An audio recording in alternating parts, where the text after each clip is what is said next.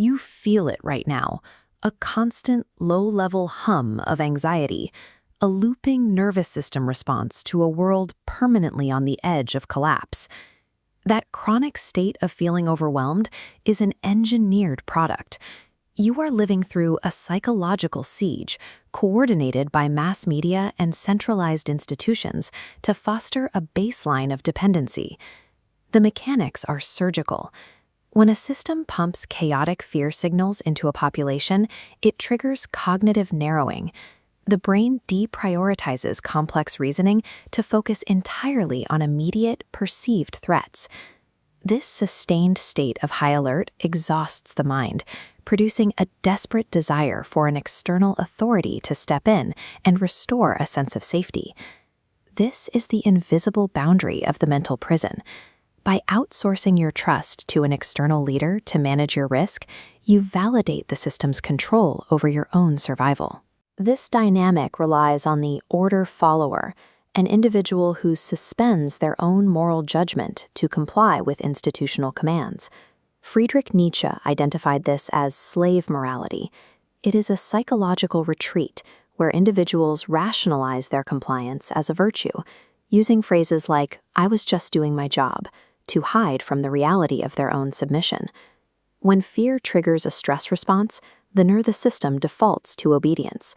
In a high cortisol state, compliance mimics safety. This creates a closed loop.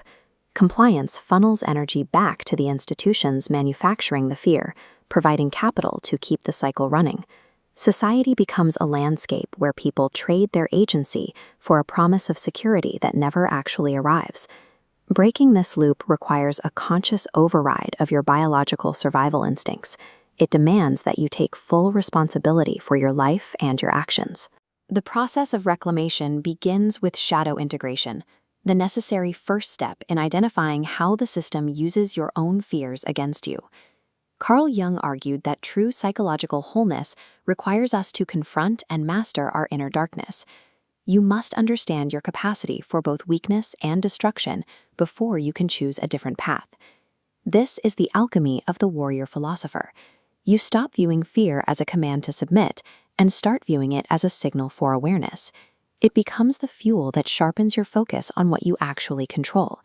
You shift toward internal validation, building an inner scorecard based on your own values. You stop seeking the approval of a system designed to keep you small.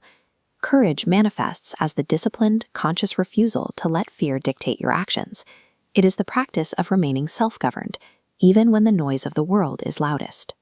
This internal authority is grounded in natural law, the universal moral principles of non-aggression, self-defense, and personal responsibility. These principles are inherent truths about cause and effect in the moral realm. They stand as a higher law that exists independently of government dictates, providing an objective compass for right and wrong.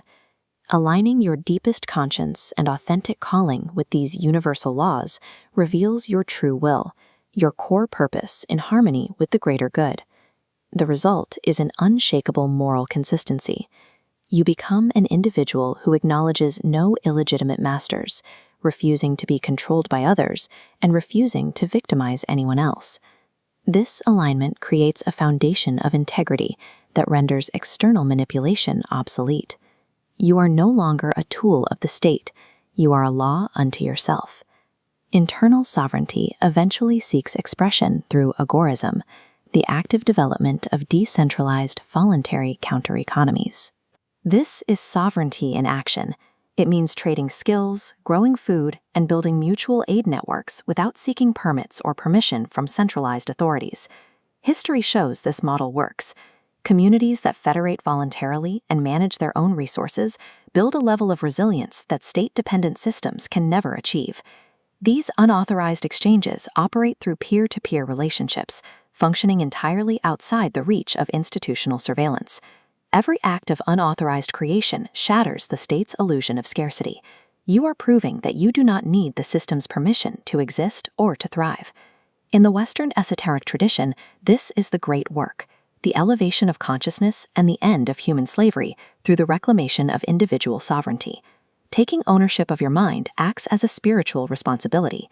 Each individual who breaks their own dependency uplifts the collective potential of humanity. This path leads to a state where your character is as solid as Olympus. You become a beacon of unshakable virtue and creative power in your own sphere. Stop outsourcing your agency. Recognize the psychological siege for what it is, and accept the burden of becoming the sovereign creator of your own story. The ultimate rebellion against a world of manufactured fear is a life lived with total integrity and unapologetic, self-authored freedom.